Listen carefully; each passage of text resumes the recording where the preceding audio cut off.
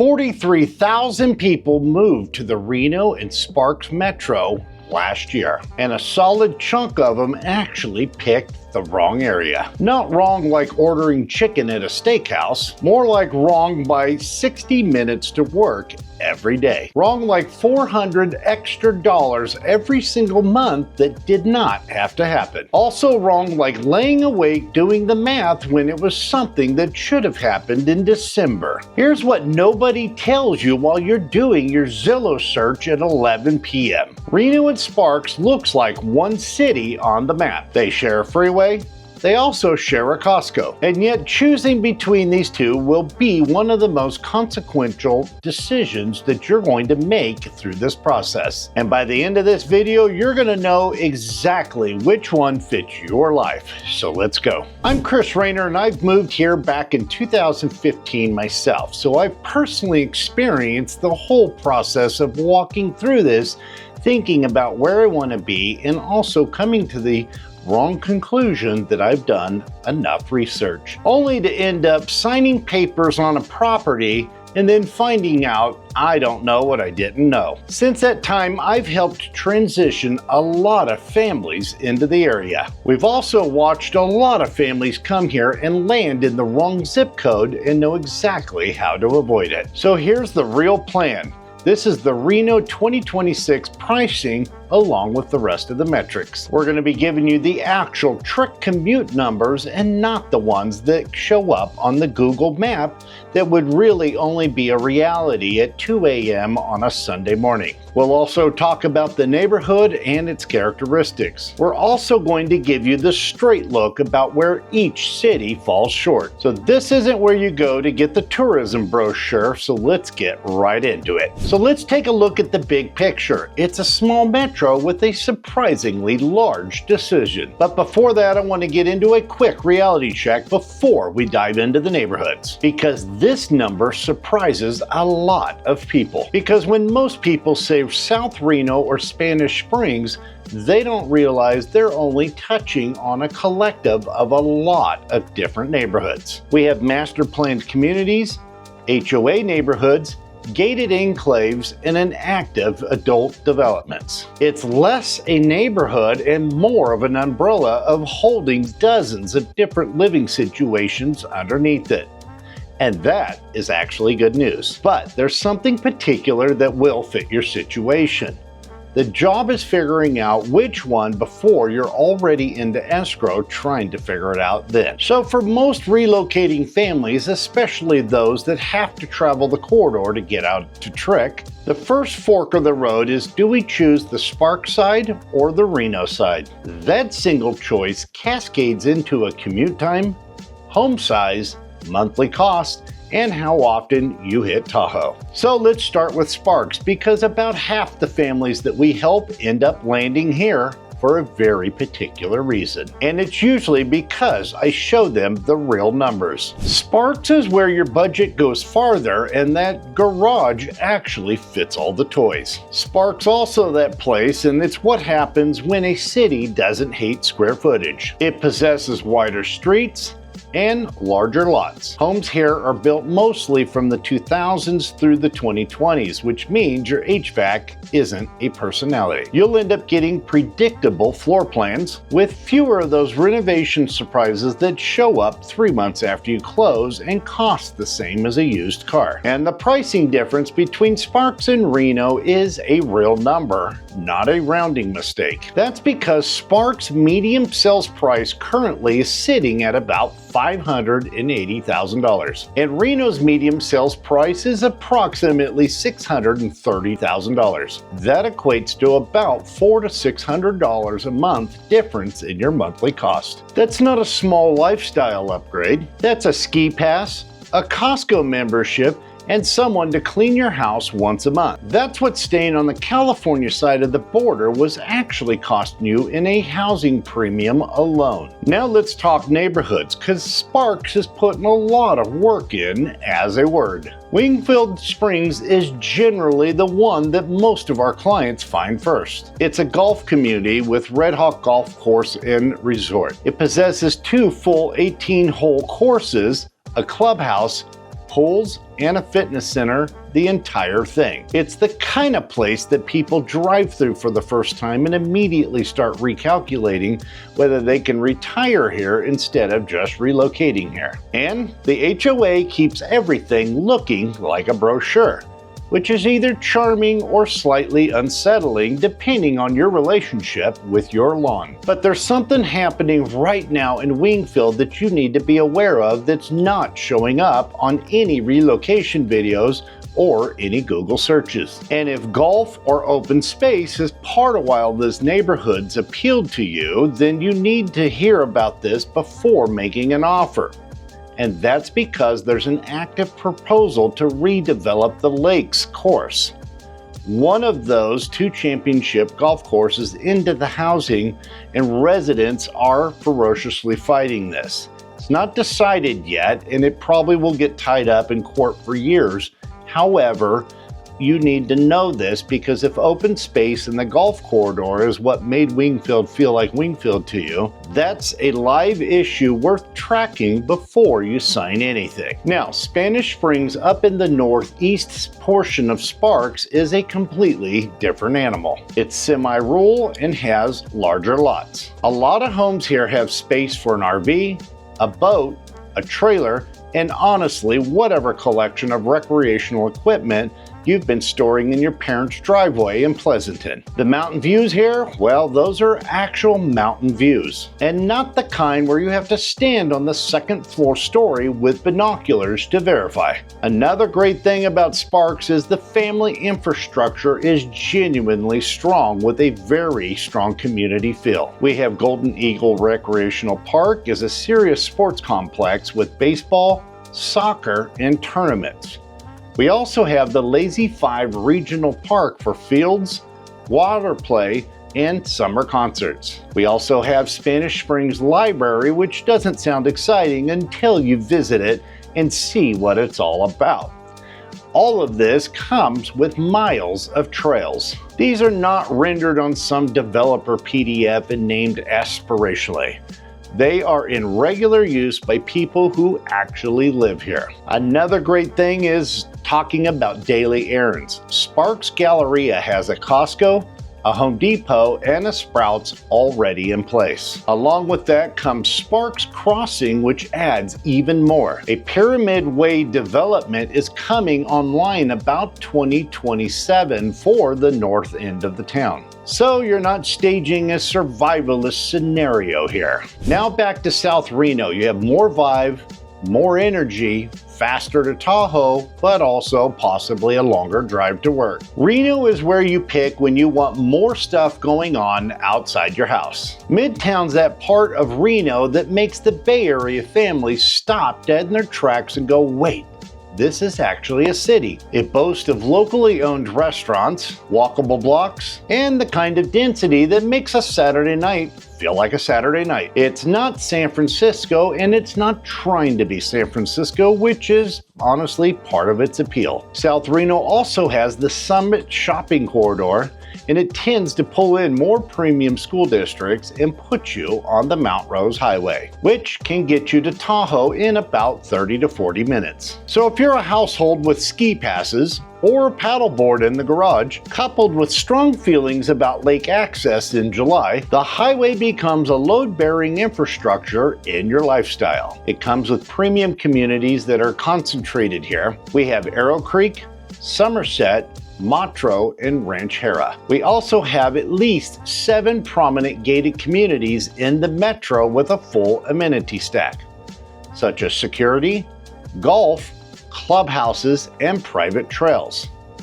If that's the tier you're building towards, Reno is where it exists. We also have active adult options too. There's Sierra Canyon by Del Webb, there's the Regency at Camilla Ranch, and both are solid 55 plus communities if that's relevant to your situation or someone in your family. The trade-off is the cost, which we've covered, and also the commute, which is where a lot of families quietly make the wrong call. So let's touch on TRIC again, because this is where the numbers actually make the decision for you. This is also the section where a lot of relocation videos don't touch upon it because the numbers are not flattering, but we're not going to skip it. There's approximately 20,000 commuters on that corridor for I-80 every single day. There's also heavy commercial trucks in the mix. So shift chains at Tesla and supply channels all create a bottleneck at very predictable times. So that drive is going to feel very different depending on where you start. So from South Reno, that's going to end up equating to 45 to 70 minutes, and that's not even the worst case scenario. That's a regular Tuesday when your shift change timing overlaps with your commute window. It's not every day, but it is enough days that it does matter.